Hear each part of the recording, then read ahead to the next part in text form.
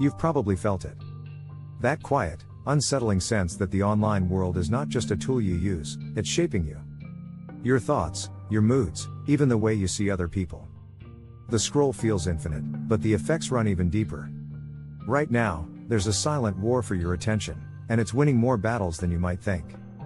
But here's the truth. Once you understand the forces at play, you can turn them into a map for reclaiming your mental freedom and building a stronger, sharper, more resilient you.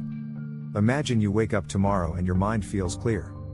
Your opinions aren't just reactions to what flashed on your feed, they're grounded in your own thinking. You use technology without being used by it. Instead of drowning in noise, you've found a way to turn social media into an ally for learning, creating, and connecting with real depth. That's possible, and today, you'll see how. It starts with seeing the invisible architecture behind your screen. Algorithms don't just guess what you like, they build a cage around what you see. Philosophers like John Stuart Mill warn that a healthy mind needs exposure to opposing views, otherwise truth becomes fragile, easily replaced by whatever is loudest. This is the echo chamber effect. Day by day, your feed confirms your beliefs, tightening the walls until disagreement feels like a threat. When you notice this, you can begin to break out, deliberately seeking voices that challenge you. Instead of living in a closed loop, you build what Socrates might call an examined life, one tested by dialogue, sharpened by difference. It's not just what you see, it's what rises to the top. The virality over truth problem rewards the loudest, not the truest. Aristotle knew that rhetoric could move people more than reason, and social media has weaponized that. In a world where entertainment outruns accuracy, you can't passively consume. You become your own editor, checking before sharing, pausing before reacting. It's not about becoming cynical, it's about becoming conscious, the way Marcus Aurelius practiced mindful judgment in a chaotic empire. Then there's the memification of complex issues. Deep problems, inequality, mental health, get boiled down into punchlines and slogans. The French philosopher Baudrillard warned of a world where signs replace reality, and here we are. You can resist this shallowness by choosing to go beyond the headline. Read full articles, listen to long-form conversations, write your own reflections. By doing that, you not only understand more, you train your brain to resist oversimplification, making you a more capable problem solver in life. The self as a brand turns you into a curated product. Nietzsche talked about creating the self, but in this age, the creation risks becoming a performance for clicks. You feel the pressure to edit your life into highlight reels. The danger is losing touch with who you are when no one's watching. The antidote is to practice spaces of no performance, journaling, private conversations, hobbies you don't post.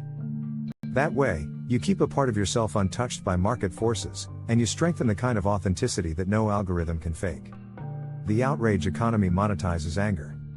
Every time you feel that rush of indignation, remember, someone is profiting. Hannah Arendt saw how mass politics can be fueled by hostility, and platforms have learned to keep you engaged by keeping you agitated. To protect yourself, practice what the Stoics called emotional sovereignty, the ability to feel without being driven. Step back before you post in anger, measure your words not by speed, but by clarity. The instant opinion culture demands you react now, whether it's to a breaking headline or someone's hot take. Kierkegaard wrote about the danger of a present age obsessed with quick commentary but lacking passion for truth. You can opt out. Give yourself the space to say, "I don't know yet." That pause is not weakness, it's intellectual strength. The infinite scroll trap feeds you forever. It feels harmless, one more video, one more reel, but your attention is being sliced into fragments. Simone Weil called attention the rarest and purest form of generosity, and you're giving it away without noticing. To take it back, set intentional limits, choose what you will consume before you open the app, and stop when you said you would. By doing so, you recover the deep focus needed to actually create something of value.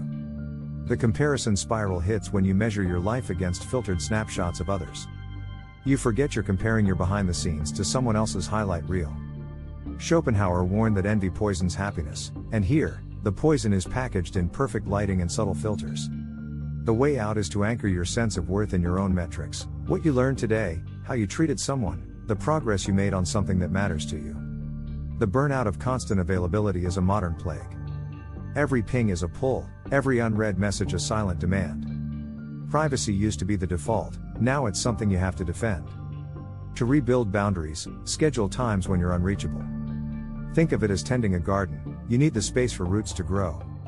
The polarization engine thrives on pushing people toward extremes, turning every debate into a battle. Martin Buber spoke of the I-thou relationship, where the other is seen as a full person, not an object.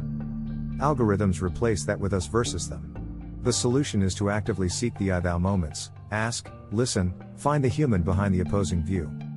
The emotional algorithm rewards your strongest feelings, especially outrage and fear. It teaches your brain to crave that spike.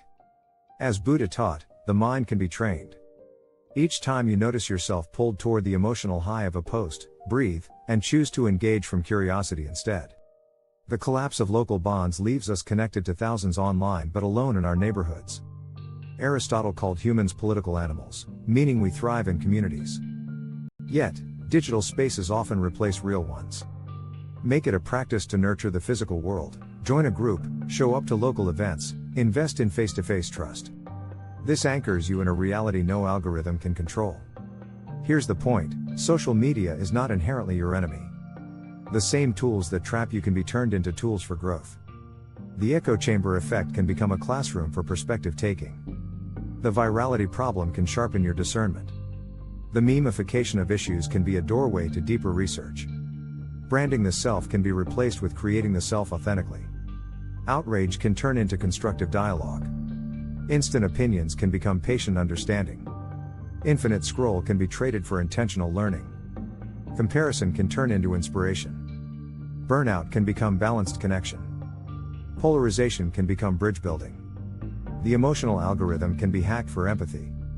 Online bonds can serve as gateways to offline strength. The power to shift this is in your hands.